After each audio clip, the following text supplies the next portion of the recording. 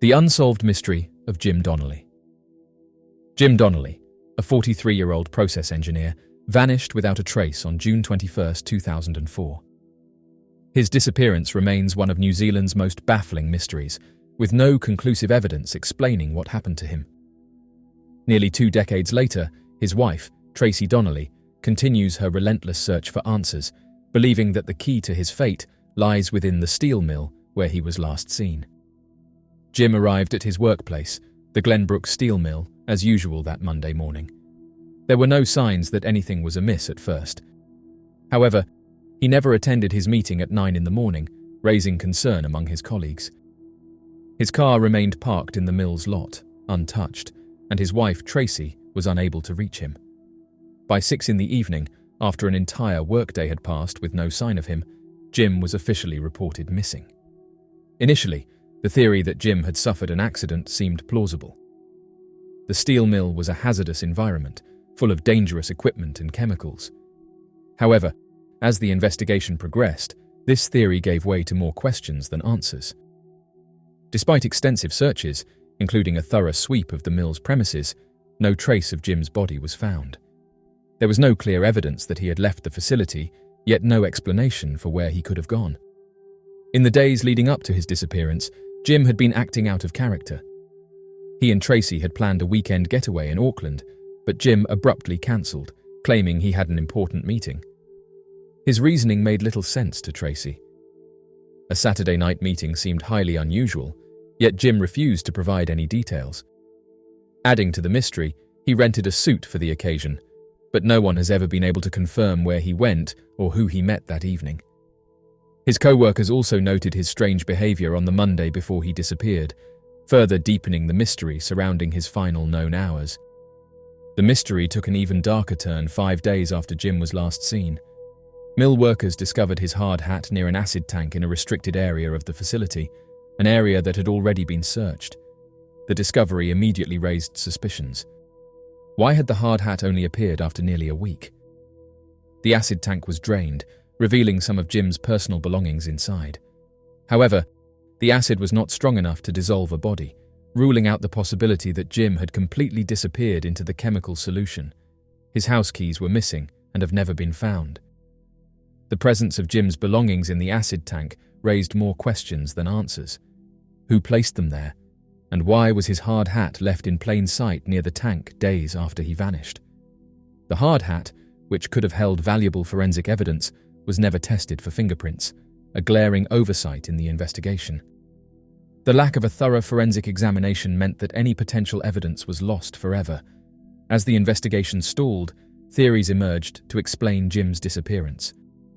Some speculated that he had suffered a mental breakdown and intentionally vanished. Search and rescue teams considered the possibility that he was hiding, avoiding detection. However, this theory seemed unlikely. Jim had no known history of mental illness, and his sudden disappearance left behind too many unresolved questions. Tracy has never accepted the idea that Jim simply walked away. She remains convinced that the answers to his fate are hidden within the steel mill. If Jim had been harmed, it is possible that those responsible took steps to cover their tracks. The suspicious placement of his belongings and the lack of evidence indicating he left the facility suggest foul play. However, without a body or any definitive proof, the case remains unsolved. Over the years, Tracy has continued to push for answers, hoping that someone will come forward with new information. Jim's disappearance is not widely known outside of New Zealand, but for those familiar with the case, it remains one of the country's most enduring mysteries. A father of 2 vanished without a trace, and nearly 2 decades later, his family is still searching for the truth.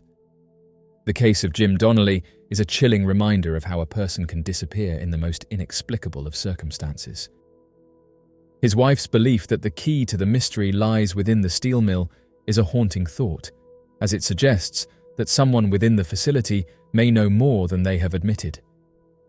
With no sightings of Jim beyond the gantry of the mill, and no evidence of him leaving, the truth of what happened that day remains locked behind the walls of the very place he worked. To this day, the disappearance of Jim Donnelly remains unsolved. The hard hat and personal belongings found in the acid tank are the only physical traces of his existence that morning. His car remains untouched, his phone left behind, and his last known movements remain a mystery. The question that lingers, unanswered, is what really happened to Jim Donnelly on June 21, 2004. Missing skier mysteriously disappears without a trace, then turns up thousands of miles away without any memory of what happened.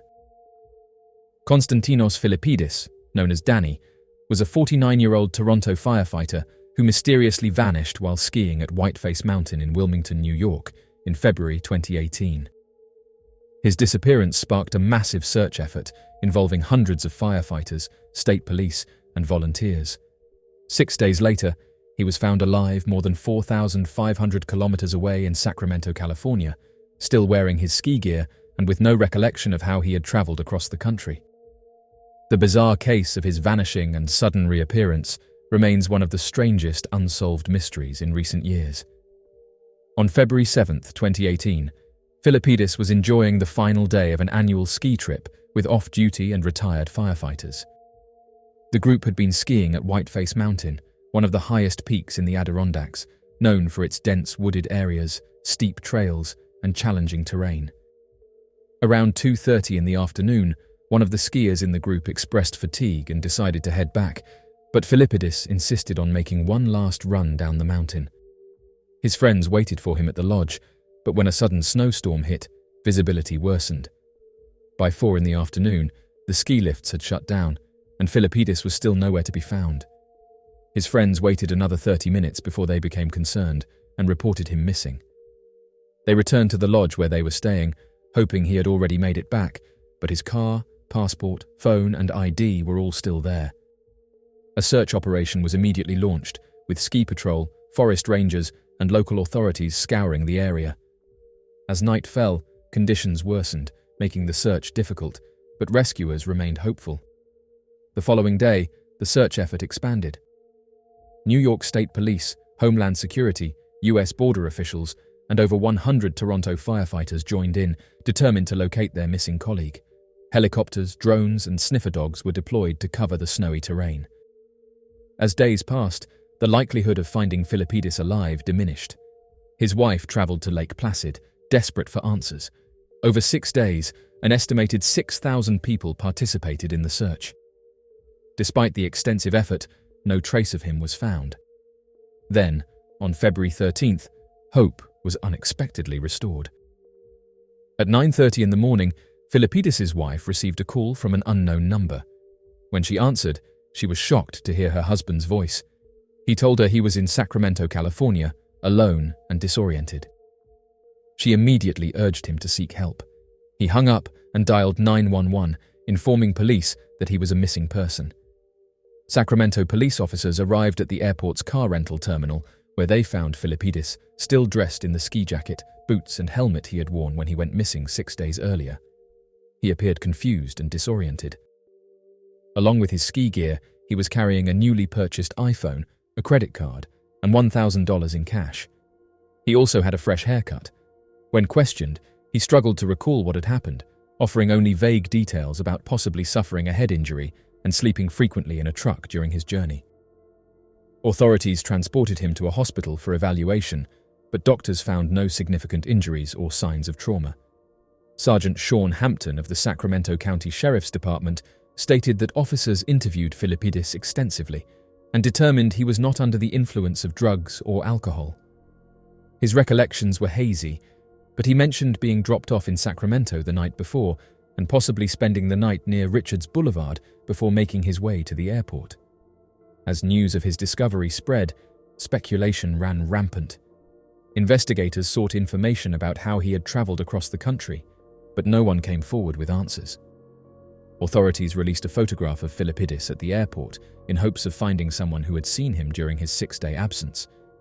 Despite their efforts, the mystery deepened.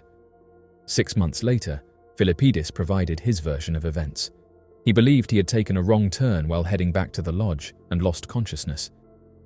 When he regained awareness, he mistakenly assumed he had arrived at the main ski lodge, only to find it deserted. It was later determined that he likely wandered near the children's ski slope, an area that would have been largely abandoned at the time. Still confused and unable to locate his car, Philippidis flagged down a truck driver who offered him a ride.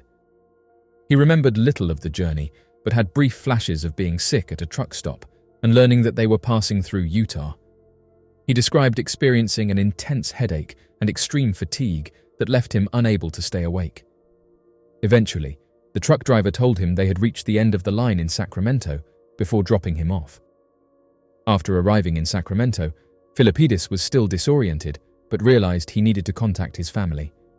With no ID and only a credit card, he withdrew $1,000 in cash and purchased a new iPhone.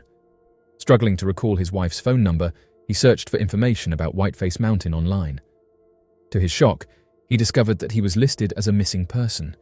Instead of immediately contacting authorities, he spent the night on the streets before finally calling his wife the next morning.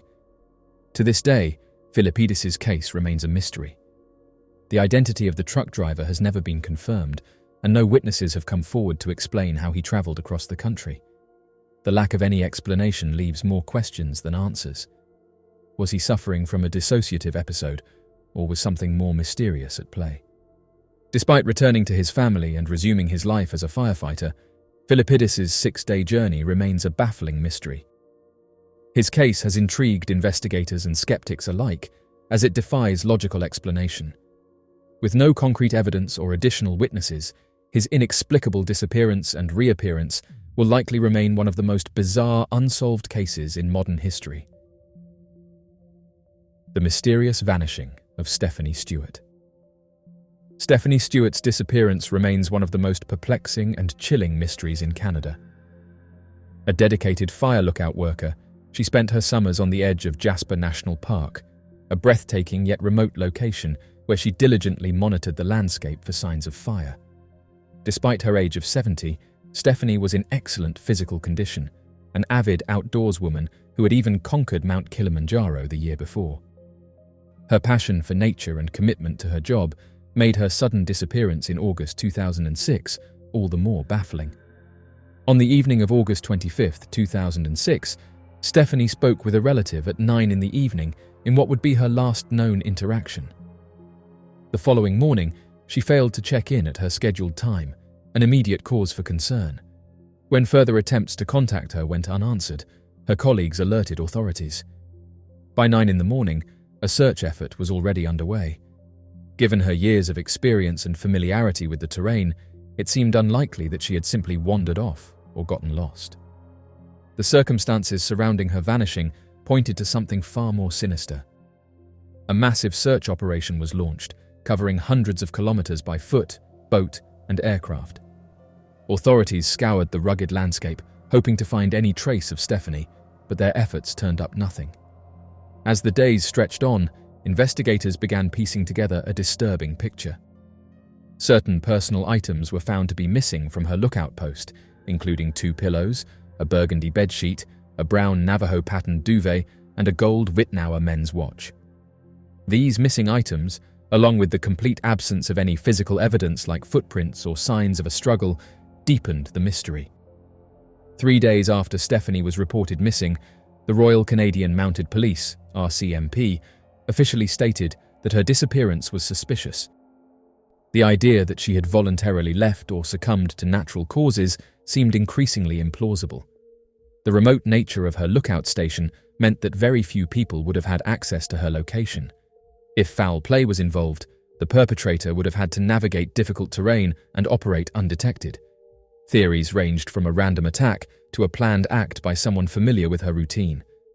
Authorities soon classified the case as a probable homicide. However, without any physical evidence or eyewitness accounts, the investigation stalled. Despite the government and her union offering a $20,000 reward for information leading to an arrest, no credible leads emerged. The absence of her missing belongings added an eerie element to the case. Were they taken as trophies, or did they hold some significance to the person responsible for her disappearance? Stephanie's case remains open, with investigators still seeking answers. Over the years, speculation has continued to swirl. Some believe she may have encountered an opportunistic predator, while others think she was targeted by someone who knew her. With no signs of forced entry or an apparent struggle, the case defies conventional explanations. For her family, friends, and colleagues, the lack of closure is a lingering wound. Stephanie Stewart's disappearance is a chilling reminder of how even those most prepared for the wilderness can vanish without a trace. The mysterious Highway of Tears. The Highway of Tears is a tragic and haunting stretch of Highway 16 in British Columbia, Canada. Spanning 719 kilometers between Prince George and Prince Rupert, this remote corridor has been the site of numerous crimes, particularly against women, since the highway's completion in 1970. The phrase, Highway of Tears, was first coined in 1998 during a vigil in Terrace, British Columbia, by Florence Natsiel, who reflected on the sorrow of the families who had lost loved ones along the highway. Over the years, this stretch of road has become infamous due to the disappearances of many women, most of whom were Indigenous.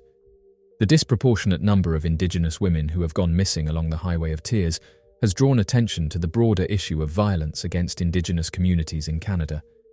Many of these cases remain unsolved, leaving families without answers and communities without justice. The crisis along the highway is closely linked to the Missing Indigenous Women movement, which seeks to raise awareness about the failures that have allowed these crimes to continue largely unchecked. One of the factors contributing to the danger of the highway is its isolation.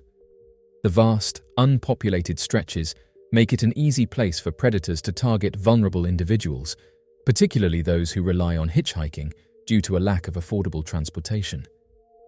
Many communities along the route have limited access to public transit, leaving residents, especially young women, with little choice but to accept rides from strangers. This has made them easy targets for perpetrators who take advantage of the remoteness of the highway. The Canadian government and law enforcement agencies have faced significant criticism for their handling of the disappearances along the Highway of Tears. For decades, Indigenous families and activists have called for more thorough investigations and better resources to protect vulnerable women travelling along the route. In many cases, reports of missing Indigenous women were not taken seriously, and law enforcement was slow to respond. The lack of urgency in addressing these crimes has been widely condemned as a failure of the justice system. Several initiatives have been launched to address the crisis. In 2006, the Royal Canadian Mounted Police began an investigation focused on cases along the Highway of Tears that fit a specific pattern. The project originally investigated 9 cases, but later expanded to include 18. While some progress has been made, many of the cases remain unresolved. Additionally, the National Inquiry into Missing Indigenous Women and Girls, launched in 2016, highlighted the neglect that has contributed to the ongoing crisis. Community-driven efforts have also played a crucial role in raising awareness and demanding justice. Families of the victims have organised marches, vigils, and awareness campaigns to keep the memory of their loved ones alive and to pressure authorities to take action. Grassroots organisations have worked to provide support for Indigenous women and their families, offering resources such as safe transportation options and emergency shelters. Despite these efforts, the Highway of Tears remains a dangerous place. The need for improved infrastructure, including better transportation options and increased law enforcement presence, is critical in preventing further tragedies. Many advocates argue that the government must take more substantial steps to address the root causes of why this is happening against Indigenous women, including poverty and lack of access to essential services.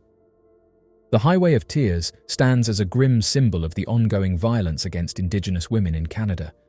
The stories of the victims and their families serve as a painful reminder of the injustices that continue to exist. The mystery of David Stone. David Lawrence Stone was a 29-year-old stock market analyst from La Jolla, California, whose mysterious disappearance and tragic fate continue to intrigue those who study unexplained cases. He was a man known to seek spiritual guidance through the New Age movement, which emphasizes self-discovery and harmony of the mind, body, and spirit. This aspect of his life became a crucial element in the investigation after he vanished, leaving behind cryptic clues in the vast New Mexico desert. Stone had a history of anger and control issues, and in the days leading up to his disappearance, these struggles became more pronounced. Just 3 days before Halloween in 1988, he had a significant emotional outburst, after which he told his family and friends that he needed time to clear his mind. Without offering any details about his plans, he got into his car on Halloween morning and drove away, leaving his loved ones uncertain of his destination or intentions. What followed was a strange journey that led him deep into the remote deserts of Arizona and New Mexico, where his final days became the subject of much speculation. The investigation into his disappearance was conducted by Sheriff Bill Cavalier, who pieced together Stone's movements based on witness accounts and the evidence he left behind. Stone was last seen walking into the desert about 145 miles east of Tucson, Arizona, heading toward the New Mexico border. His journey took him so far that he eventually reached a rural area of New Mexico, where he was spotted by a local farmer. The farmer found it odd to see a lone traveler walking through such an isolated region and approached Stone to ask what he was doing. Stone's response was cryptic. He told the farmer that he was searching for the beast. Other witnesses in the area also reported seeing him wandering alone, muttering to himself and exhibiting strange behavior. His actions suggested that he was either deeply immersed in a spiritual quest or experiencing a psychological episode. He left behind a trail of clues that reinforced the idea that he may have been on what New Age practitioners call a vision quest, a personal journey meant to bring enlightenment or spiritual awakening. On November 5th, authorities found Stone's car abandoned along an empty stretch of New Mexico Highway 80, south of Road Forks. The circumstances surrounding his abandoned vehicle were strange, but they became even more puzzling when investigators found a series of symbols and objects nearby. Among these clues was a carefully arranged pyramid of rocks encircled by a triangle. Stone's watch and 2 quarters were also found nearby. Later, searchers discovered a sequence of Fibonacci numbers written in the sand, a mathematical pattern frequently used by stock market analysts.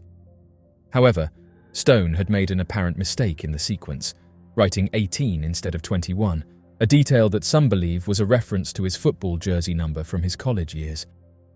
Despite extensive search efforts, no trace of Stone himself was found at the time, and his family was left to wonder what had become of him. His disappearance remained an unsolved mystery for nearly 4 years, during which speculation ran wild. Some believed he had succumbed to the harsh desert conditions, while others suggested he may have staged his disappearance as part of a larger spiritual journey. In February of 1992, the mystery took a tragic turn when Stone's skeletal remains were discovered in the desert near Granite Gap, New Mexico, not far from where his abandoned car and cryptic clues had been found years earlier. His identity was confirmed through medical records, but no evidence of foul play was detected. The cause of his passing remains unknown, as the elements had long since erased any conclusive forensic evidence.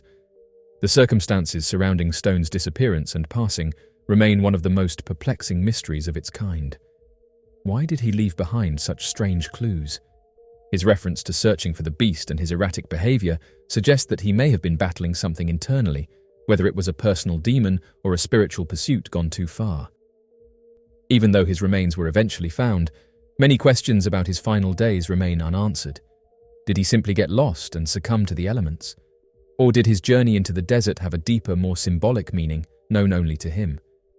The eerie clues he left behind continue to fuel speculation about his state of mind and what he may have been seeking in the remote New Mexico wilderness. To this day, the story of David Lawrence Stone is a chilling reminder of how easily someone can disappear, even in an age of modern technology and widespread communication. His case stands as one of the more mysterious disappearances, leaving behind an unsettling mystery that remains open-ended, with no clear answers to the many questions surrounding his fate. The mysterious disappearance of Carl Herbert Landers from Mount Shasta. Carl Herbert Landers, a 69-year-old man from Orinda, California, set out on May 21, 1999, with the goal of summiting Mount Shasta, a towering peak located north of Sacramento. Accompanied by 2 close friends, Milton Gaines and Barry Gilmore, both members of the Orinda Roadrunners, Landers was prepared for a challenging but rewarding climb. He was an experienced outdoorsman and had trained for the expedition, making his sudden and complete disappearance all the more baffling. Landers and his friends camped at Lake Helen, an 8,800-foot elevation site commonly used by climbers attempting to summit Mount Shasta. The group planned to take a gradual approach, acclimating themselves to the altitude before making their final push to the summit. However, Landers began to feel unwell at the camp. His 2 companions suggested that he take an early start on the hike while they caught up with him later. They assumed he would move at a slower pace due to his condition, giving them time to overtake him before reaching the summit. That was the last time anyone ever saw him. When landers failed to return to base camp or show any signs of making contact, concern quickly grew. His two friends began searching for him, but found no indication of where he had gone. When he did not reappear, local authorities were contacted, and a full-scale search operation was launched. Despite the swift response, no evidence of landers' whereabouts could be found. The search effort was extensive, involving professional mountain rescue teams and experienced searchers who were familiar with Mount Shasta's terrain. The operation was led by veteran search and rescue expert Grizz Adams, who had over 20 years of experience in locating missing hikers. Multiple agencies participated, including the U.S. Forest Service, local sheriff's offices, and volunteer groups. A California Highway Patrol helicopter, equipped with an infrared sensing device, was deployed to scan the rugged landscape for any heat signatures that might indicate landers' location. 2 National Guard helicopters were also brought in to assist in covering the vast and treacherous terrain. Searchers combed through trails, cliffs, and crevices, following every possible lead. They scoured the likely paths landers would have taken, checked dangerous fall zones, and inspected creeks and snowfields. Volunteers and fellow hikers joined the search, hoping to find any clue that might explain what happened to him. Despite these exhaustive efforts, no trace of landers was ever found. There were no footprints, discarded items, or any signs that he had wandered off the main trail. It was as if he had vanished into thin air. Landers' disappearance remains one of the most perplexing mysteries associated with Mount Shasta. The region has long been the subject of folklore and strange occurrences, with reports of unexplained disappearances dating back decades. Some speculate that Mount Shasta's unpredictable weather conditions or hidden crevasses could have swallowed landers, but given the extensive search efforts, it remains unclear why no evidence was ever discovered. His case bears eerie similarities to the disappearance of John Neza, an 80-year-old climber who vanished on Mount Shasta on July 17, 1965. Neza was a seasoned climber who had summited the mountain over 40 times. On the day he disappeared, he left most of his gear behind at the Sierra Club cabin at Horse Camp, intending to complete what should have been a routine climb. Last seen near Lake Helen, the same area where Landers was last spotted, Neza disappeared without a trace. Searchers at the time followed reports of buzzards circling the Red Banks area above Lake Helen, believing they might be scavenging remains, but nothing was ever found. Despite similarities between their disappearances, no concrete connection has been established between Landers and Neza's cases. Both men were experienced climbers and were last seen in the same general area, yet no definitive explanation exists for what happened to them. Some believe that the high-altitude environment and treacherous terrain of Mount Shasta may conceal dangers that make recovery efforts nearly impossible. Others suggest that disorientation or altitude sickness could have played a role, leading them to wander into inaccessible regions of the mountain. Over the years, Mount Shasta has developed a reputation for unusual disappearances, leading to speculation beyond natural causes.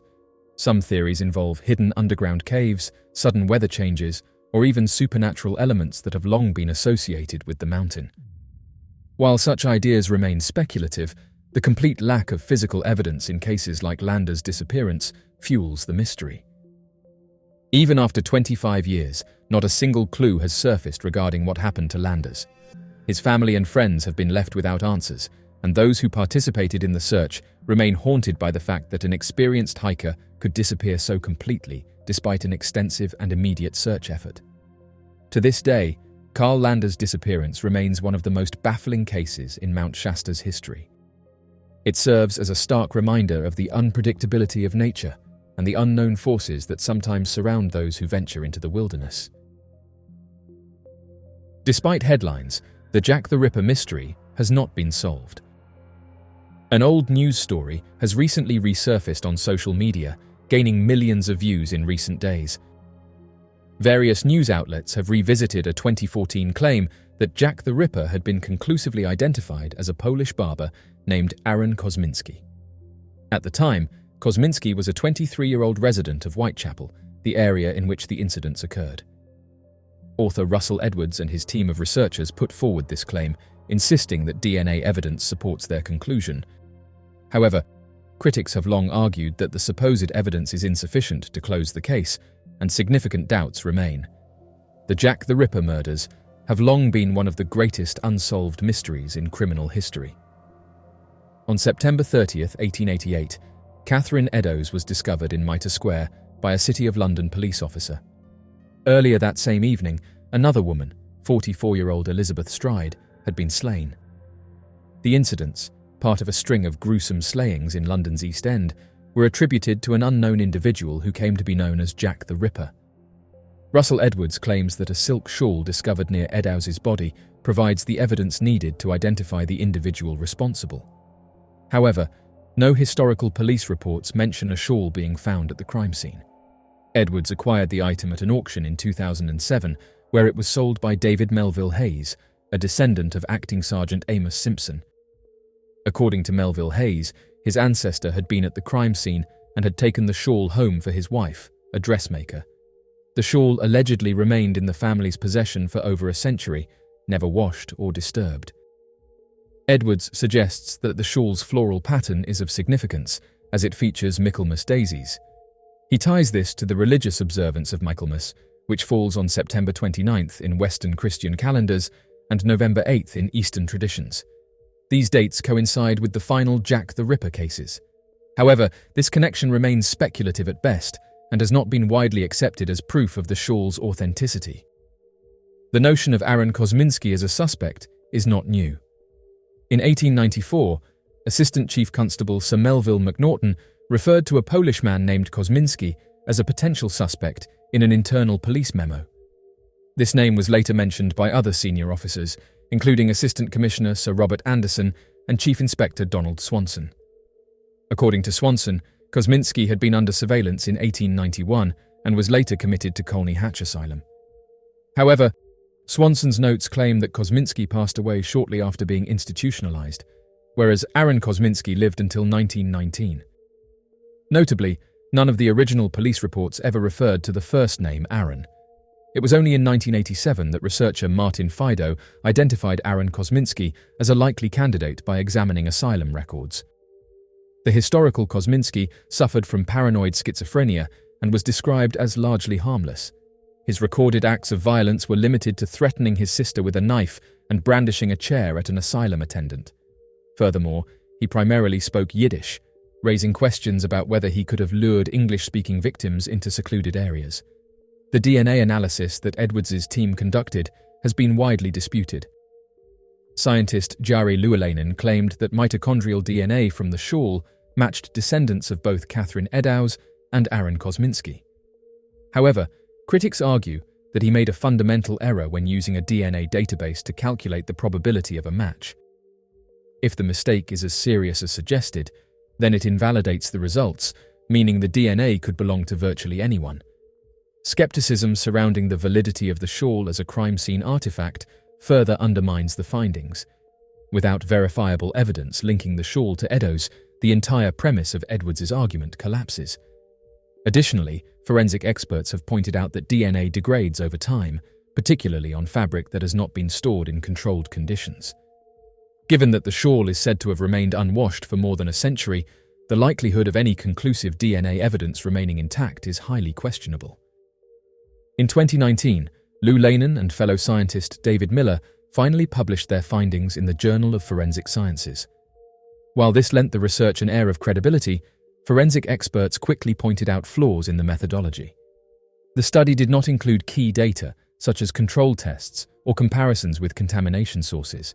As a result, the claims made about the DNA evidence remained controversial and widely disputed within the scientific community. Beyond the technical errors in the DNA analysis, the entire case against Kosminski relies on circumstantial evidence.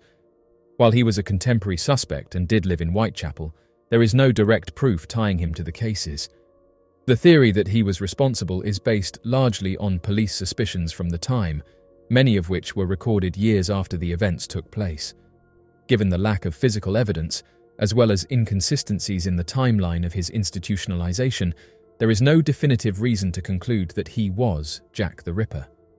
The resurgence of this news story in recent days has reignited public interest in the mystery, but it does not bring us any closer to solving the case. Social media has played a key role in spreading the claim that Kosminski was conclusively identified, despite the ongoing debates among historians, forensic scientists, and ripperologists. Many people encountering the story for the first time may believe that the case has been solved, when, in reality, it remains as open-ended as ever. The legend of Jack the Ripper continues to endure because of the mystery that surrounds them. Over a century later, the identity of Jack the Ripper remains unknown, and while Aaron Kosminski is a plausible suspect, the evidence against him remains circumstantial at best. Until concrete proof emerges, the true identity of Jack the Ripper remains one of history's greatest unsolved mysteries. Mysterious dashcam footage shows a police officer's encounter with an alleged witch.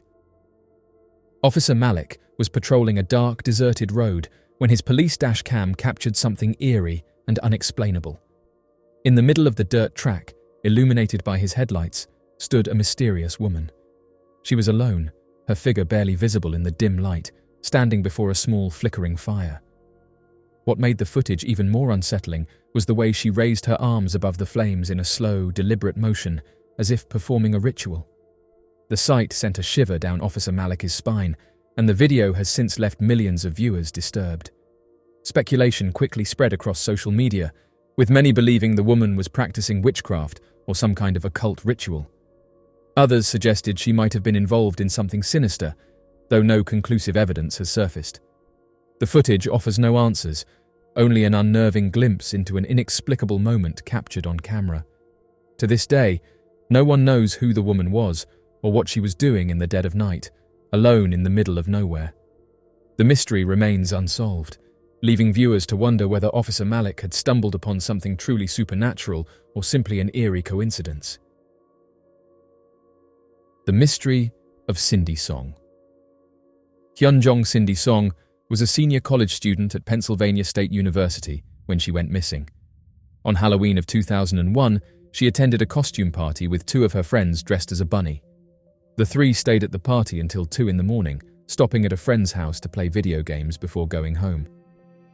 At 4 a.m, Cindy's friends dropped her off at her apartment. She was never seen again after that. Upon conducting a search of her apartment, it was confirmed that there was no sign of forced entry or struggle. Her school backpack and mobile phone were all found in the apartment. Her purse, containing credit cards and her driver's license, however, was missing. Police believed Song was still wearing her costume when she left the apartment because it, too, was not found. A phone analysis was conducted, revealing no inbound or outbound calls, messages, or emails, adding to the confusion and lack of evidence leading to any suspects. Tickets to a concert and a printed receipt for a computer were both found in her apartment, providing evidence that she was making future plans that did not involve running away or disappearing. According to her friends and family, there was no evidence that Song was feeling down, unhappy, or intending to run away. She was always considered upbeat, friendly, and outgoing, including on the night that she vanished. The surrounding wooded areas were also searched, but revealed nothing linked to the case. It is thought that while on her way to a 24-hour supermarket, Song was taken either on the way or at the location. Others believe that she may have left her apartment with someone close to her that she trusted, and her life was taken. Adding to the mystery and confusion, a woman of a similar description was later seen being forced into a car by a man in Philadelphia, 200 miles away from her apartment. It was reported that she was screaming and resisting, crying for help, but finding none. The man remains a possible suspect, although police do not know who he is. The man has still not been found. A few more suspects were discovered about 2 years later, in 2003, including alleged Hugo Selensky. A co-defendant in his case told police that he and an accomplice, Michael Kakowski, had taken the life of a woman from Pennsylvania State College that matched Song's description, although nothing was ever confirmed. The report led authorities to 5 bodies, which were all DNA tested for identification. None of them, however, were found to be Song. Even recently, in 2014, 7 more bodies were discovered on Selensky's property. Again, authorities hoped that perhaps Song's body would be found and the case would be solved. However, her body was not one of those and still has never been found.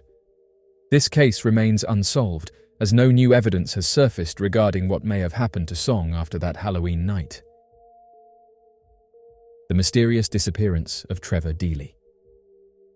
The disappearance of Trevor Deely remains one of Dublin's most perplexing mysteries.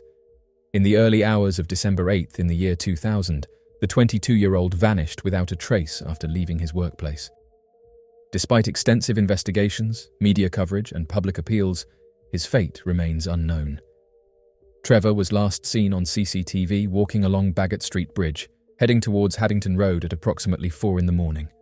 That night, he had attended a Christmas party with colleagues, celebrating the holiday season.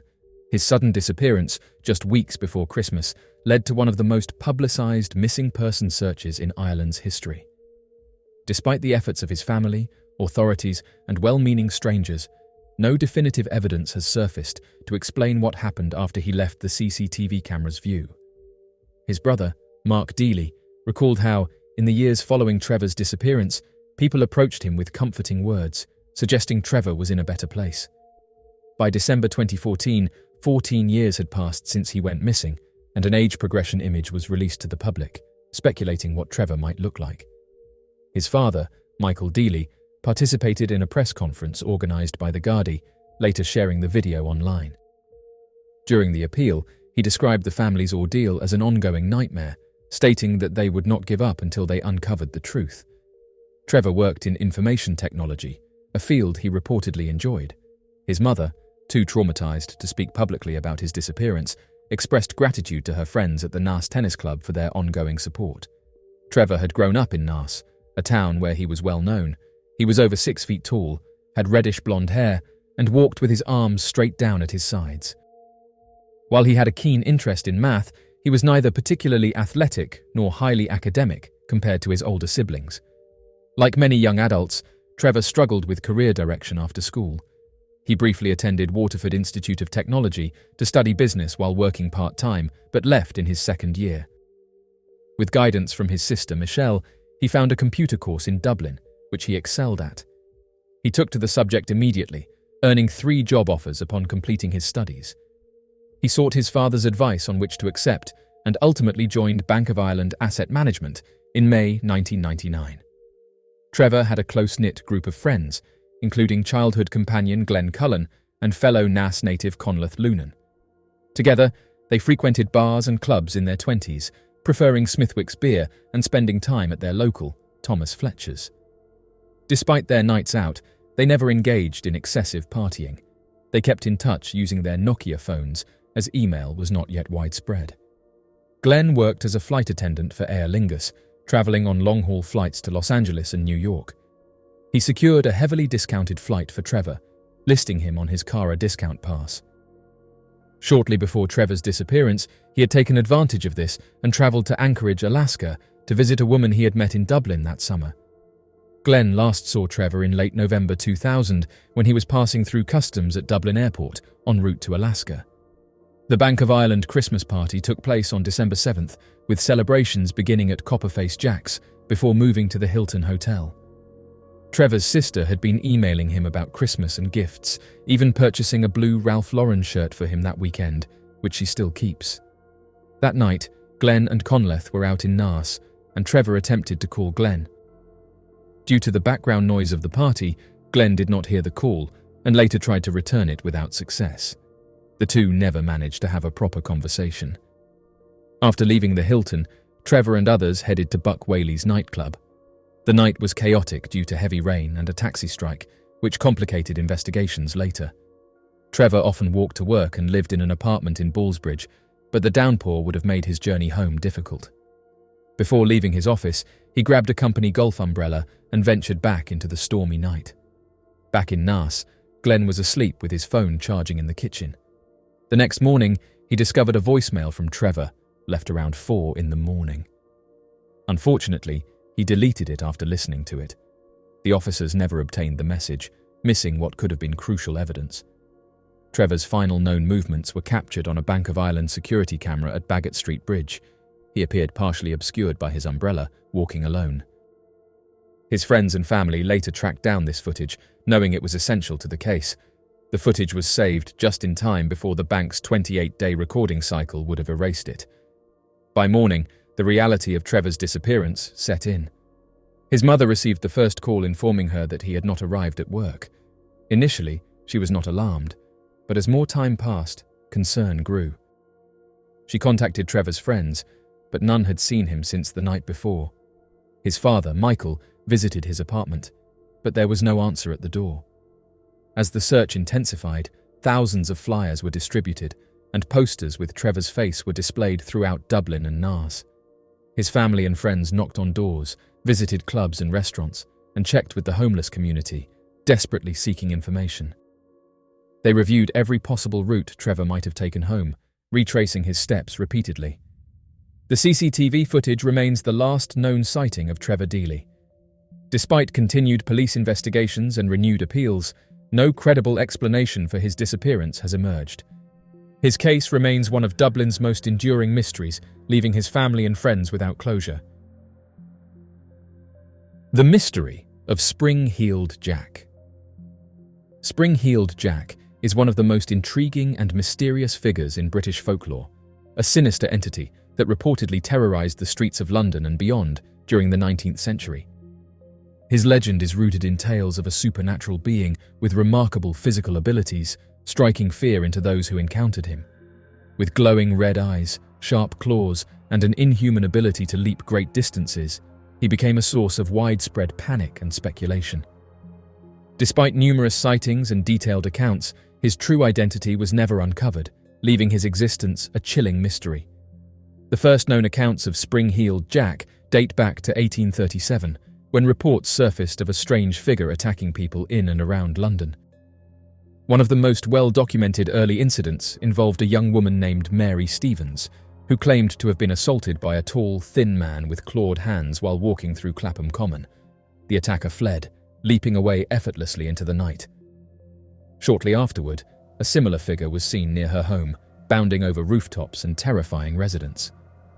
Word of these encounters spread quickly, and it wasn't long before the press and the public dubbed the entity Spring-Heeled Jack, due to his alleged ability to make unnatural jumps. Descriptions of Spring-Heeled Jack varied, but many witnesses described a devilish figure with glowing eyes, claw-like hands, and sharp metallic talons. Some accounts claimed he had bat-like wings or a dark cloak, while others insisted he wore a tight-fitting suit, resembling a spectre more than a man. His face was often said to be grotesque, sometimes with an eerie, skull-like appearance. One of his most terrifying traits was his supposed ability to breathe blue and white flames, leaving victims temporarily blinded and disoriented. The panic surrounding Spring-Heeled Jack reached new heights in 1838 when two high-profile attacks took place in London. One victim, Jane Alsop, recounted a harrowing experience in which a cloaked figure knocked on her door, claiming to be a police officer. When she opened it, he pounced on her, tearing at her clothes with his claws and spewing flames from his mouth. Jane's screams alerted her family, and the attacker vanished into the darkness with impossible speed. Another woman, Lucy Scales, reported a similar encounter in which she was temporarily blinded by blue flames before her assailant disappeared. These reports prompted an official investigation, but despite multiple witnesses and mounting fear, authorities were unable to identify or apprehend the elusive figure. Theories about Spring-Heeled Jack's origins and abilities abound. Some believe he was a real man, a prankster or criminal using clever disguises, theatrical tricks, and mechanical devices to create the illusion of supernatural powers. A popular theory suggests he was a nobleman named Henry de la Poer Beresford, the Marquis of Waterford, who was known for his wild behaviour and interest in frightening people for sport. Others speculate that he was an early example of an urban legend, with stories becoming increasingly exaggerated over time as fear took hold of the public imagination. Despite attempts to explain his existence, sightings of Spring-Heeled Jack continued for decades. Reports emerged from across England, including places like Liverpool and Sheffield, describing encounters with a leaping figure with clawed hands and glowing eyes. In some instances, he was seen jumping impossibly high fences, escaping capture effortlessly. Even as late as the early 20th century, stories of a strange leaping figure persisted, though they became less frequent over time. One of the most compelling aspects of Spring-Heeled Jack's legend is how deeply it embedded itself in Victorian society. At a time when ghost stories and tales of the supernatural were widely believed, His legend took on a life of its own, shaping public fears and inspiring literature. Some have compared him to figures like Jack the Ripper, another infamous London-based legend whose identity remains unknown. However, unlike Jack the Ripper, Spring-Heeled Jack's actions seem to be more about terrorizing his victims rather than outright harming them. In modern times, Spring-Heeled Jack has become a cultural icon, appearing in novels, television shows, and comic books. His story has been reinterpreted in various ways, sometimes portraying him as a villain and, in other cases, a misunderstood anti-hero. The mystery surrounding him continues to capture the imagination of those who study folklore and unexplained phenomena. Whether Spring-Heeled Jack was a real individual with advanced physical abilities, an elaborate hoax perpetrated over time, or a genuine supernatural entity, his legend has endured for nearly 2 centuries. His story remains one of England's most bizarre and unsettling mysteries, a reminder of how fear and speculation can transform a local legend into an enduring mystery that refuses to be forgotten. The mysterious Palpa Flat Mountain. The Palpa Flat Mountain, along with the Palpa lines or Palpa geoglyphs, is a mysterious site located in the Palpa province of Peru. It consists of a series of large-scale geoglyphs, which are huge designs or motifs made by removing the reddish-brown iron oxide-coated pebbles that cover the surface of the ground. The designs are formed by the exposure of the lighter-coloured soil underneath and can range in size from a few feet to over 500 feet in length. However, seen as one of the most convincing pieces of evidence for ancient civilizations, having once possessed advanced technologies, is that of the archaeological discovery of the Palpa Flat Mountain. Theorists have often posited that perhaps the gods of ancient cultures that supposedly descended from the stars were not actually gods, but rather advanced life forms. This would make sense given the fact that many cultures directly write about how the gods came from the stars or on machines that could fly. Interestingly, various civilizations talk about ancient beings descending from the sky, with amateur researchers saying that this evidence is documented across various different cultures and civilizations. Interestingly enough, the ancient Nazca tribes also seem to hold a similar belief to their religion, and the evidence in the area only shows this further, that it could very well be the case. As many different pilots flew over the area of the ancient tribes, a surprising discovery was made in regards to what they could see from the sky. Lines drawn out in the desert were made visible from the sky that appeared to be created over many miles of distance.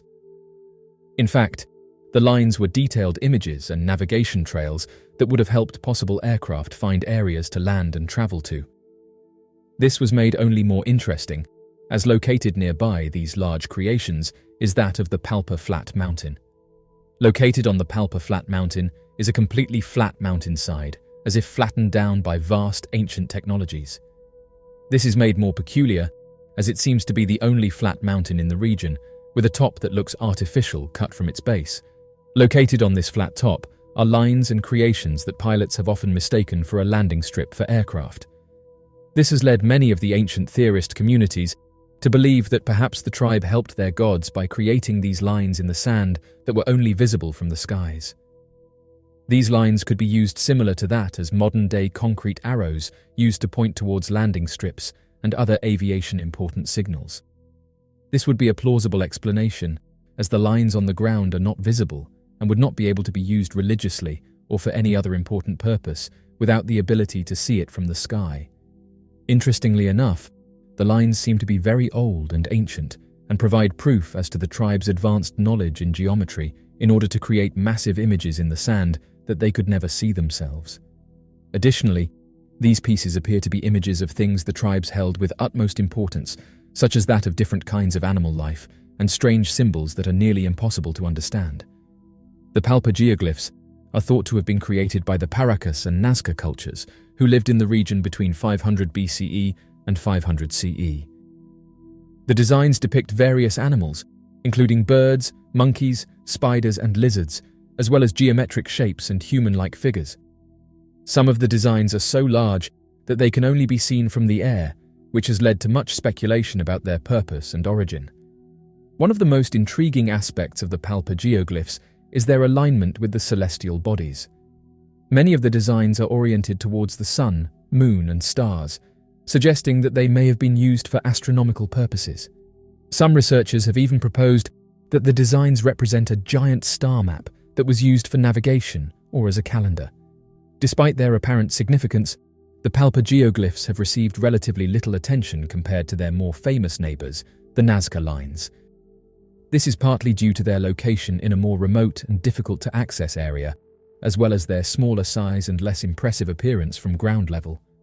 Nonetheless, the Palpa geoglyphs remain a fascinating and mysterious sight that continues to intrigue archaeologists, historians, and enthusiasts alike. The Pyramid and the Lost Labyrinth of Hawara. The magnificent structure known as the Pyramid of Hawara is credited to Pharaoh Amenemhat III, who ruled during the 12th dynasty in ancient Egypt. Situated approximately 9 kilometers to the east of the Fayum oasis, this architectural marvel stands as a testament to the advanced civilization and architectural prowess of the ancient Egyptians. Amenemhat III ascended to the throne as the 6th pharaoh during the 12th dynasty of the Old Kingdom. The Black Pyramid, known as the Hawara Pyramid, deviates from the typical construction style of the famous Giza pyramids. Constructed using brick stones and covered with a limestone coating, the Pyramid of Hawara stands out due to its unique materials and design approach. Its distinct characteristics set it apart as a significant architectural marvel in ancient Egypt. The Pyramid of Hawara, in its original state, stood as a grand monument soaring up to a height of 58 meters. Featuring a remarkable symmetry, each side of its colossal base spanned approximately 100 meters. This architectural marvel, located in Egypt, captivates visitors with its sheer size and historical significance. The primary significance of this archaeological site does not solely lie in the pyramid's structure. Beneath the seemingly ordinary sands lies a hidden gem that has the potential to be deemed as one of the most pioneering architectural complexes in Egypt, the mysterious labyrinth of Hawara. In 2008, a significant archaeological revelation unveiled the existence of what was referred to as a missing labyrinth concealed below the foundations of the renowned Hawara pyramid. Herodotus, the renowned ancient historian, delved into the depths of awe and wonder in his renowned book when he encountered a remarkable megalithic construction that left him utterly perplexed.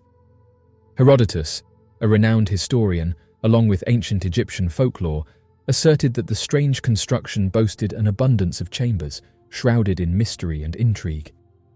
For centuries, these fabled rooms remained the subject of skepticism and disbelief, mere figments of imagination, until their tangible existence was unveiled through archaeological excavation. The lost labyrinth of Egypt, much like Göbekli Tepe, stands out as an extraordinary ancient site waiting to be unearthed. This intriguing historical location harbors immense secrets from the past that are yet to be revealed through excavation. Centuries ago, historical accounts penned by renowned figures like Strabo and Herodotus shed light on a mysterious subterranean network of interlinked chambers. These ancient scholars not only documented, but also physically explored and narrated the tales of the famed labyrinth, a remarkable structure that eventually faded away. The subterranean construction was characterized as a remarkable and intricate system with the potential to unlock humanity's past, shedding light on mysterious civilizations and powerful empires that governed the world long before the commonly recognized inception of recorded history. This hidden network of passages and chambers is believed to contain significant clues and revelations that could revolutionize our understanding of the ancient world. The maze is located slightly elevated from the Moiris Lake and almost directly across from the area known as the City of Crocodiles. This intricate network of paths and corridors offers a challenging journey for those who venture through its twists and turns.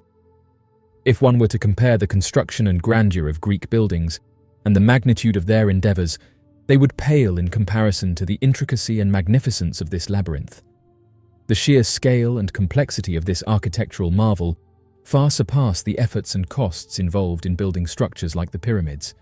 Even the pyramids, which are renowned for their grandeur and historical significance, are insurmountable in their awe-inspiring presence.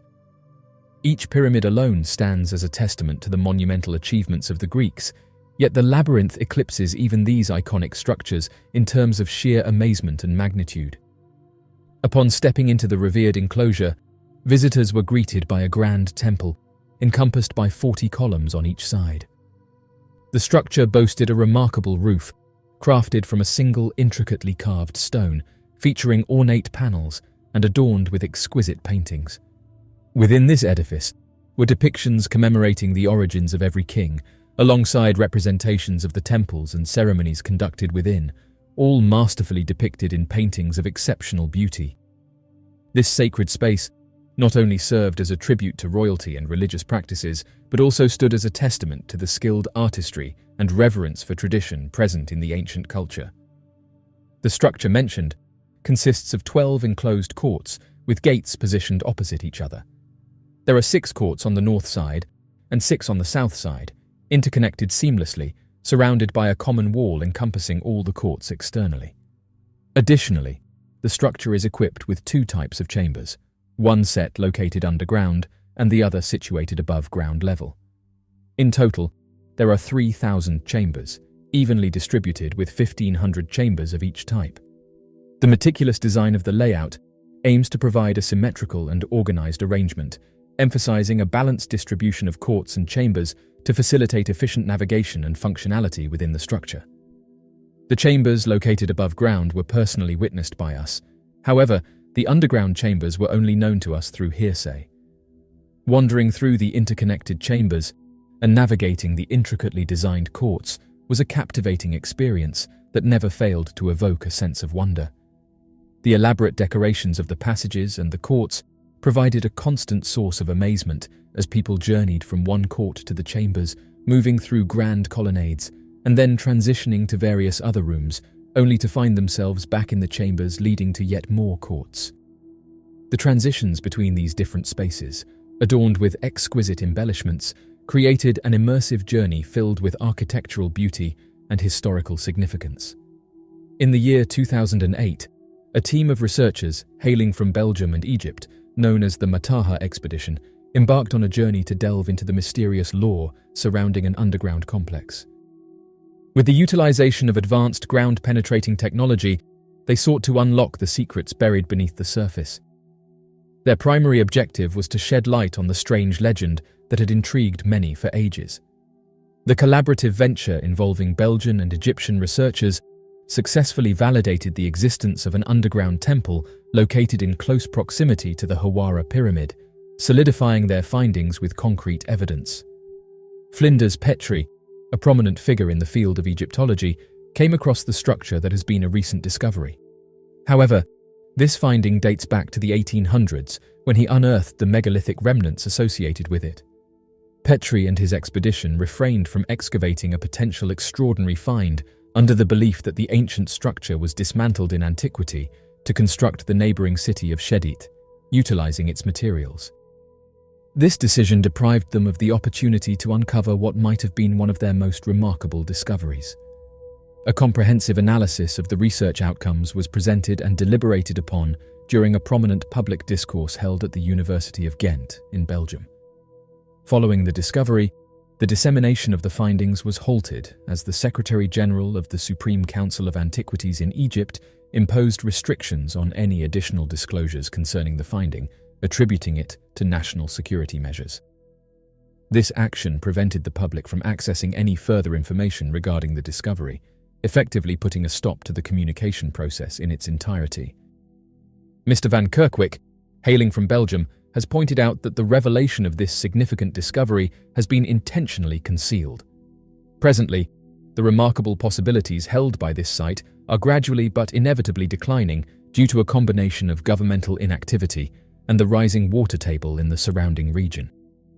The lack of intervention by authorities, paired with the detrimental impact of the escalating water levels, is leading to the gradual deterioration of this valuable site. The current status requires excavation of the framework. Rabbit hole leads to a 700-year-old secret Knights Templar cave network. Venturing into what appears to be a humble rabbit hole reveals access to a mesmerizing labyrinth of underground caves with a historical legacy spanning over 7 centuries. Beneath a farmer's field in Shropshire lie concealed caves, mere meters below the surface, which served as retreats for the adherents of the Knights Templar. This esteemed medieval religious faction, renowned for their active involvement in the Crusades, utilized these subterranean chambers for various purposes, likely ranging from rituals to strategic planning. The valor and righteousness attributed to the knights who safeguarded Christian pilgrims in the Holy Land are often glorified.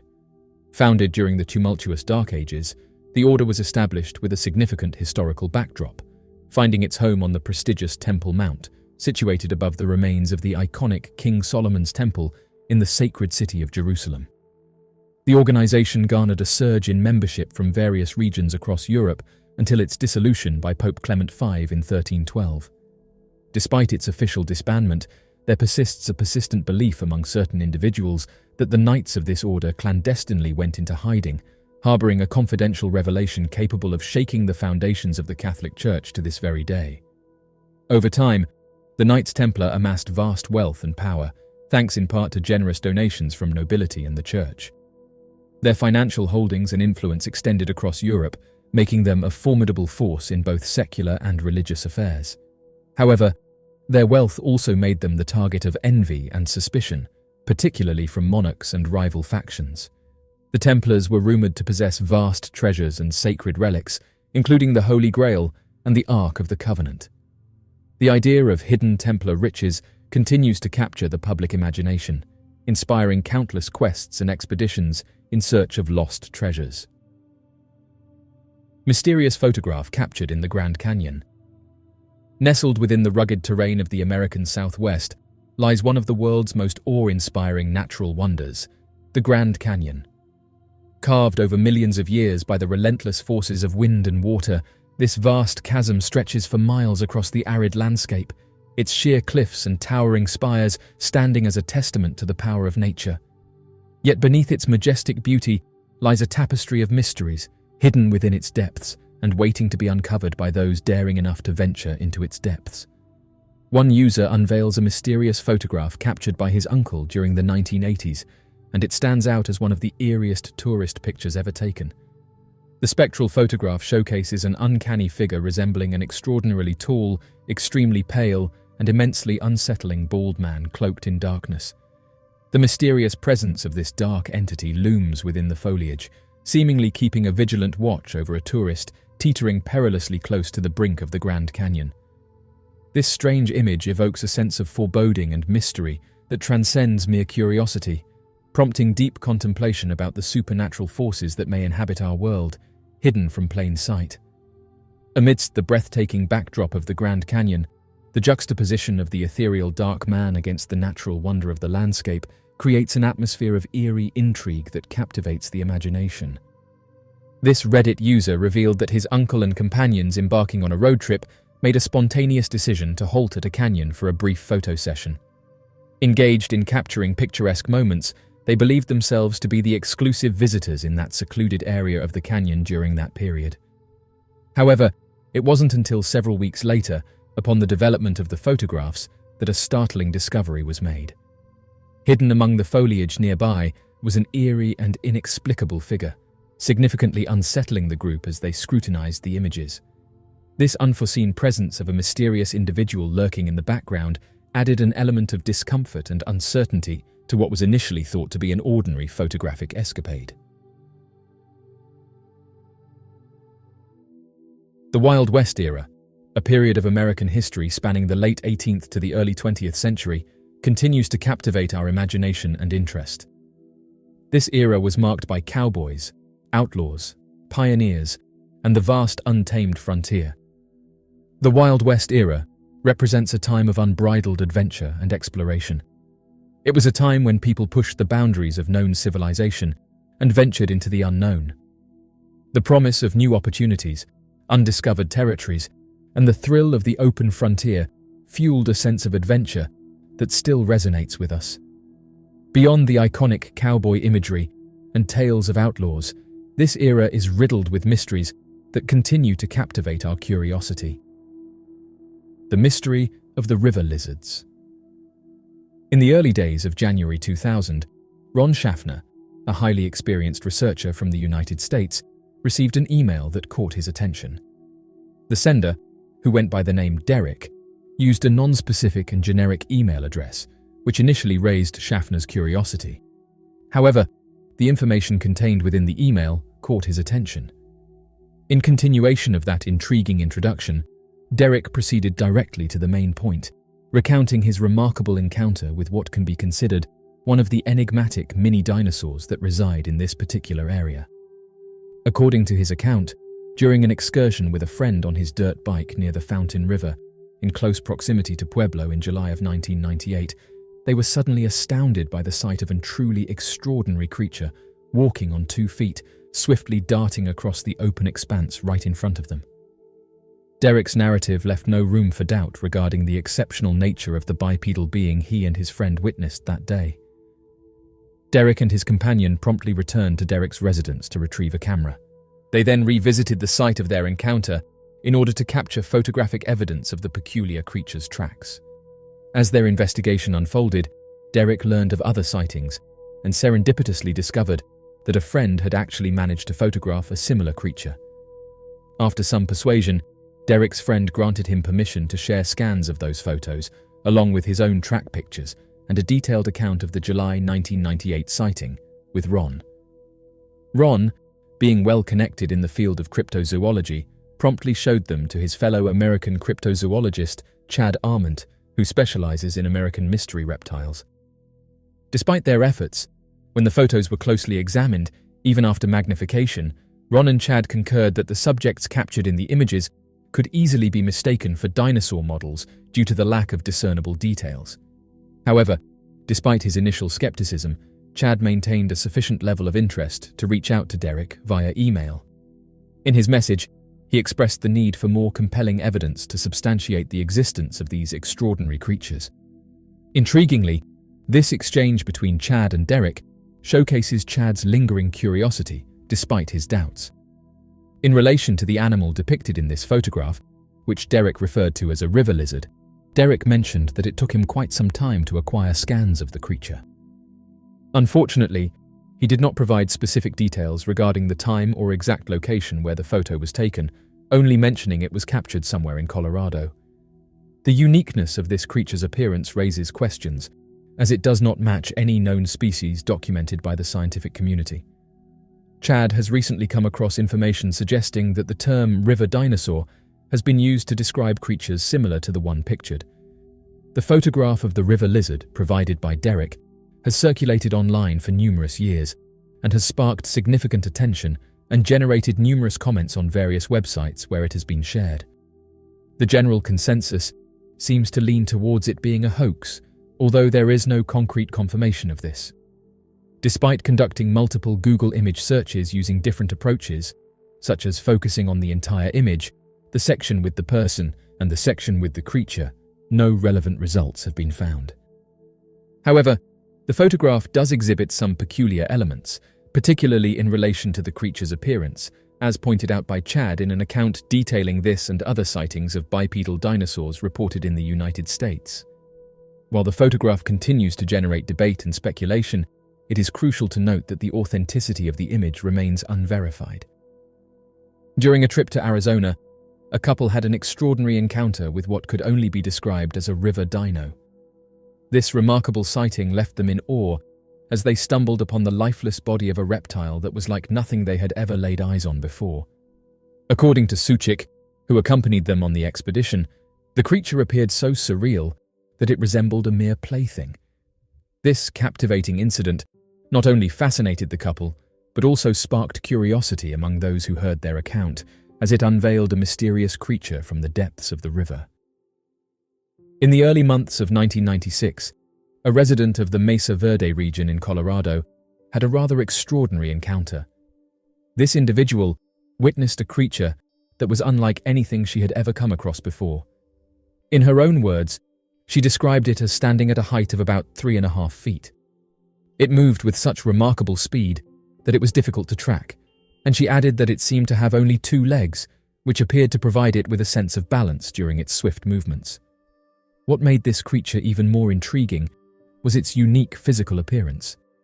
It possessed a snout in the shape of a cone, protruding from its head, giving it a rather distinct and unusual look. Furthermore, it boasted a lengthy tail that measured around 2 feet in length. Upon encountering this remarkable creature, the witness sought the expertise of Jeff Thulin, a renowned authority on reptiles from the Reptile Reserve. It turned out that Thulin had heard similar reports from others in the past, further adding to the mystique surrounding this enigmatic creature. After carefully examining the description provided, Thulin admitted that he couldn't identify any known species that would match such a description. During their journey through the Yellow Jacket area of Colorado in 2001, a mother and daughter made a remarkable observation that intrigued their imagination. They reported encountering a peculiar creature that possessed distinctive avian attributes, intertwined with a reptilian essence. According to their detailed account, this enigmatic being exhibited a lengthy neck, reminiscent of a bird's anatomy, accompanied by slender legs. However, it was peculiarly devoid of feathers, and its appendages, often referred to as arms, seemed to arise directly from its upright neck rather than its torso. Having carefully scrutinized this mysterious creature, the witnesses estimated its overall length to be approximately 5 feet, extending from its elongated neck to its tail. Their vivid description offers a captivating insight into a creature that defies conventional categorization, eluding an easy classification as either a bird or a dinosaur. Cowboys and aliens. In 1896, an intriguing incident occurred in Lodi, California, involving 2 individuals, Colonel H.G. Shaw and Camille Spooner. While journeying from the quaint town of Lodi to the Fresno Citrus Fair, they found themselves encountering a group of 3 extraordinary beings who appeared to be anything but human. These otherworldly entities stood tall at an impressive height of 7 feet and possessed a remarkably slender physique. The incident they reported was an attempted abduction by these enigmatic strangers. This peculiar encounter not only piqued curiosity, but also raised questions about the existence of beings from beyond our known realm. In a report by news outlets, it is mentioned that Colonel Shaw, who is known for his previous role as an editor at the Mail, along with a young individual named Camille Spooner, were making their way back from Lodi in a horse-drawn buggy. The journey took place during nighttime, adding an element of darkness to the scene. According to Shaw, while they were peacefully jogging, the horse abruptly halted in its tracks and emitted a frightened snort, clearly indicating its state of terror. As they directed their gazes upwards, an astonishing sight greeted them: 3 peculiar individuals. While bearing some resemblance to humans, there was an undeniable uniqueness about them that set them apart from anything they had previously encountered. Standing at an impressive height of nearly, or perhaps exactly 7 feet, these beings possessed an extraordinary slenderness that further contributed to their distinctive appearance and aura. In regards to these peculiar entities observed by Shaw, they were not adorned with any type of clothing. Rather, they had a peculiar bodily covering that is somewhat challenging to describe accurately. This covering was neither akin to hair nor feathers, but possessed a remarkably soft texture, akin to the gentle touch of silk. Shaw had an intuitive feeling that the unfamiliar individuals he encountered posed no threat. Their curiosity extended not only to Shaw and his companions, but also to the horse and buggy, prompting them to examine every aspect with meticulous attention. Shaw approached them. According to Shaw, the individuals in question had hairless faces and heads, with small ears and noses that resembled polished ivory. It is worth noting that their mouths were remarkably tiny, in stark contrast to their large and radiant eyes. This description paints a vivid picture of their physical characteristics, highlighting the absence of hair and the intriguing features of their facial structure. According to Shaw, he noted that the individuals in question possessed a unique and ineffable attractiveness that defied proper description. As an individual with an ingrained inclination for journalism, Shaw exhibits his characteristic curiosity by questioning the mysterious beings about their origins. However, it appeared that the entities struggled to comprehend his inquiry, resorting to making peculiar warbling sounds instead of engaging in conventional conversation. Shaw then touched one and said that with his hand placed underneath his elbow, he applied a gentle upward pressure, and much to his astonishment, he effortlessly raised him off the ground. Considering the weightlessness of the being, he would estimate its specific gravity to be less than that of an ounce. This intriguing encounter showcased the remarkable ease with which he was able to lift the creature, an experience that left him pondering the extraordinary properties that defied conventional gravitational forces. Each being bore a satchel gracefully affixed to a cylindrical projection. Periodically, either of them would bring the projection to their lips, and during this time, a distinct sound of released gas reached their ears. The two visitors from beyond our celestial sphere habitually carried a container connected to a conduit, reminiscent of a shoulder bag. This particular moment marked the point where Stockton made its entry into the historical records of stories recounting alleged encounters with advanced beings. Shaw recounted his encounter with a group of individuals, and he detailed how one of them, acting as the apparent leader, made a signal. This signal prompted one of the group members to make an attempt to physically lift Shaw, presumably with the intention of taking him away. The beings, despite their best efforts, were unable to succeed in their endeavor. Even though Shaw offered no resistance whatsoever, they were incapable of budging him from his position. In a final attempt, all three of them joined forces, but their efforts were met with complete and utter failure. Unveiling egg-shaped lights that emitted a soft glow, the entities showcased an extraordinary phenomenon, a colossal airship suspended in the air. The lights, resembling luminous minerals of unknown origin, illuminated the area. The object measured, to the very minimum, a span of 150 feet, though it is unlikely that its diameter exceeded 20 feet. It exhibited a characteristic pointed shape at both ends, lacking any visible machinery except for a prominent rudder located on the outer surface. As they embarked upon the ship, their movement differed from the way we commonly walk. Instead, their strides bore a gracefully swaying motion, with their feet making contact with the ground only at intervals of approximately 15 feet. The beings effortlessly propelled themselves 20 feet into the air, landing gracefully on the ship's deck. Their movement through the atmosphere showcased both speed and agility, as they rapidly expanded and contracted their bodies with a remarkably coordinated muscular motion. According to Shaw, he holds a theory, which he acknowledges is purely speculative, that the individuals we observed were actually inhabitants of Mars. He proposes that they have been sent to Earth with the specific objective of acquiring one of its residents. This notion entails a comprehensive exploration into the concept of extraterrestrial life, as it suggests a purposeful mission from Mars to our planet. The missing Thunderbird photo. In April 1890, an intriguing tale emerged from Arizona, recounting a remarkable encounter involving two cowboys and a colossal avian creature. According to the story, these brave individuals successfully vanquished a beastly creature reminiscent of a pterosaur, an ancient flying reptile known to have roamed the earth in prehistoric times. The creature in question boasted an awe-inspiring wingspan, smooth skin devoid of feathers, and bat-like wings, while its countenance bore a striking resemblance to that of an alligator. Fascinatingly, the cowboys purportedly transported the lifeless body of this extraordinary creature back to town, where it became an extraordinary spectacle, its mighty wingspan stretching across the expanse of an entire barn, meticulously pinned for all to see. This enthralling account evokes images of a bygone era when mythical creatures and real-world wonders converged, leaving the residents and onlookers captivated by the mysterious creature. According to reports, it is possible that a photograph capturing this particular event was featured in the local newspaper known as the Tombstone Epitaph. Additionally, there is an existing narrative that details the unfolding of these events, specifically centered around the state of Texas.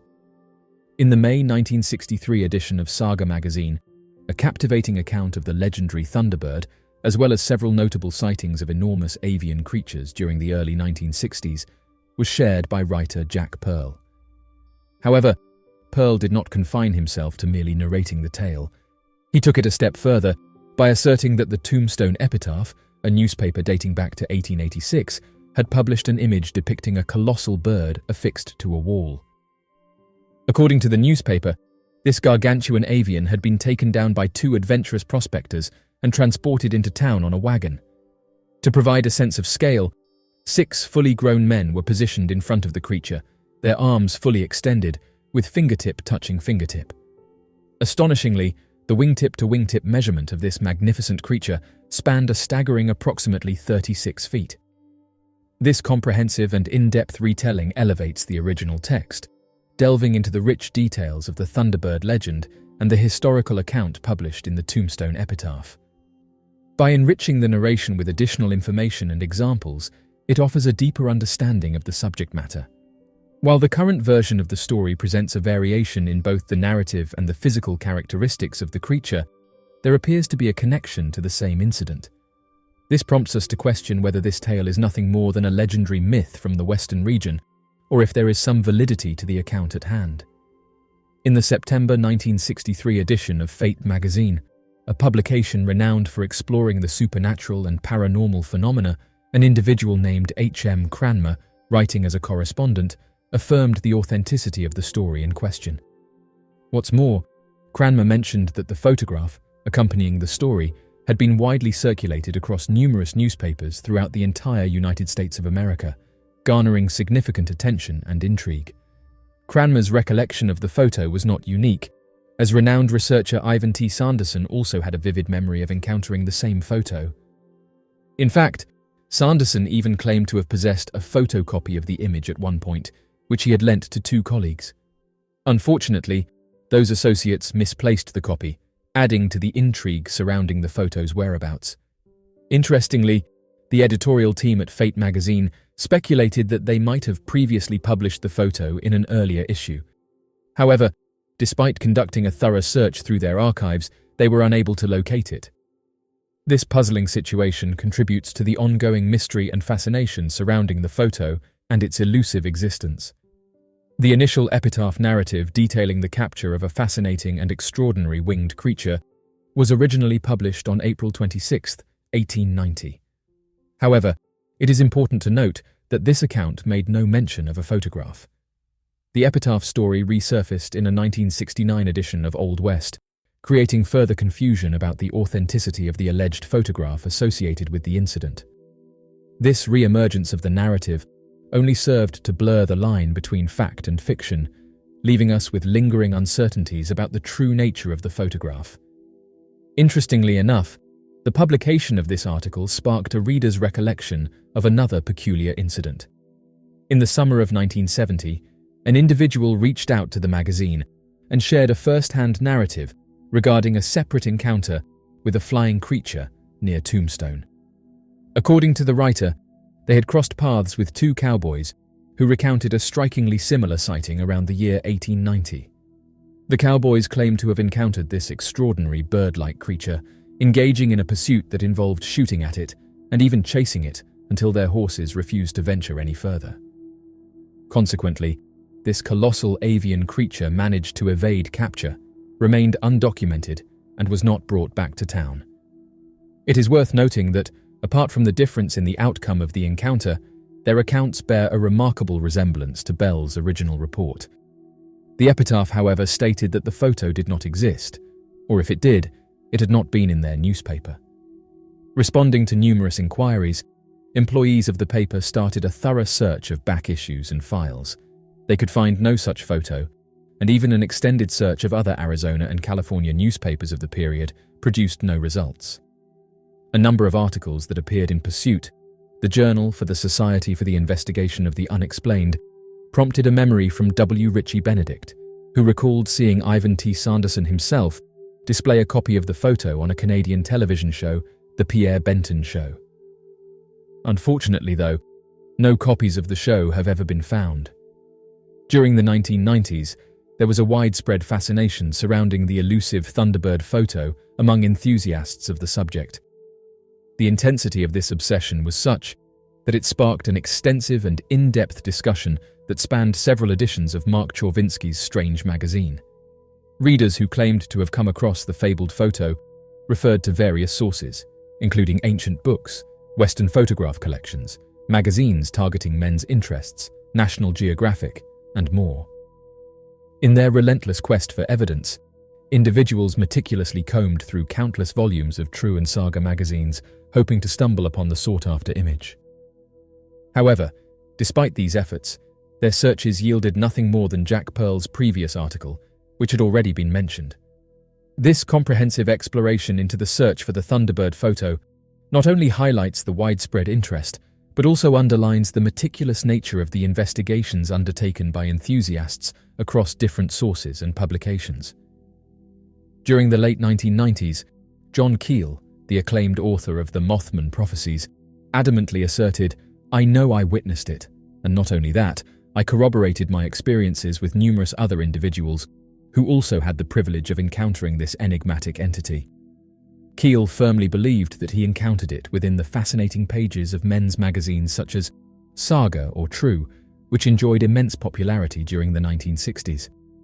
These publications delved into extraordinary topics including Bigfoot, specters, and other paranormal phenomena.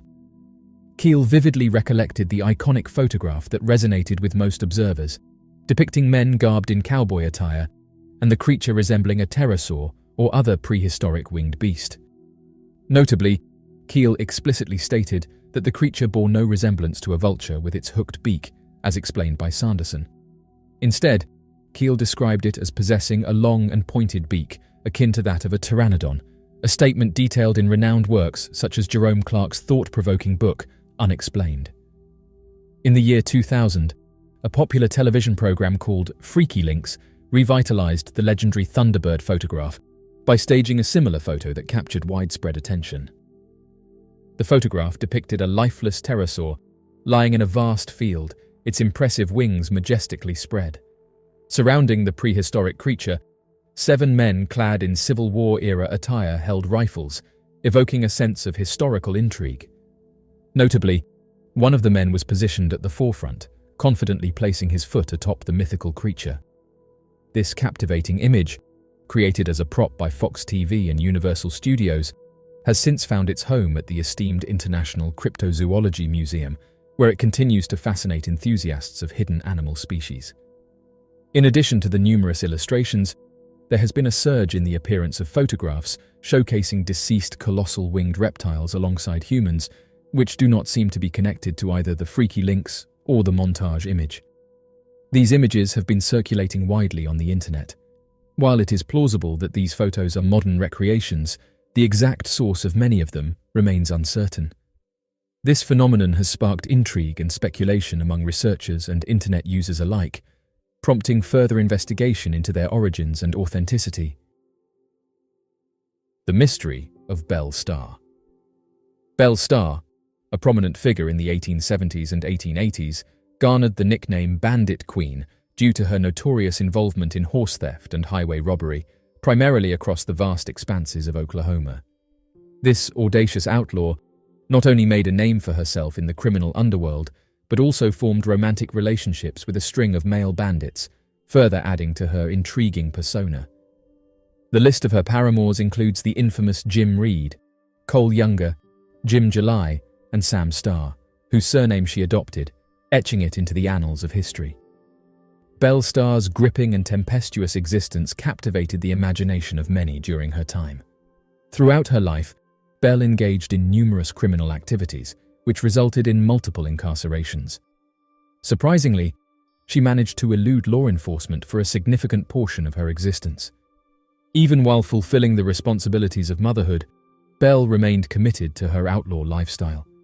Undeterred by societal gender norms, she pursued her unlawful endeavors with a single-minded pursuit of wealth and riches. However, her criminal escapades came to a sudden halt on February 3, 1889, when an unidentified assailant ended her life in a small town in Oklahoma, leaving behind a trail of potential suspects. Belle's criminal repertoire included horse theft, wagon train robberies, and holdups of general stores across Oklahoma, North Texas, and Arkansas. The end of her life brought an end to a chapter filled with audacious criminal exploits that had captured the attention of many. There were numerous individuals who could potentially hold animosity towards her. Nonetheless, one person, in particular, stood out among the rest: Jim July, Belle's former lover.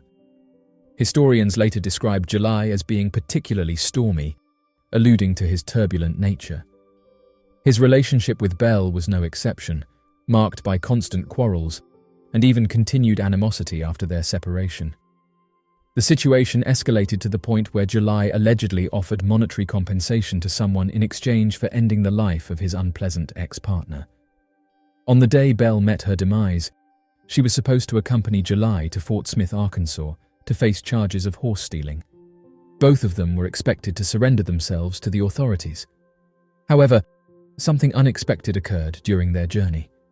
According to accounts, Bell, it is said, had a change of heart before reaching Fort Smith, indicating a reluctance to proceed with the supposed deal. However, tragedy struck when, on a desolate country road, devoid of any witnesses, she was taken out. While one newspaper report exaggeratedly claimed she was fired at an astonishing 60 times, this particular detail is highly unlikely. Some sources suggest that Bell managed to make her way back to a nearby farmhouse after being shot.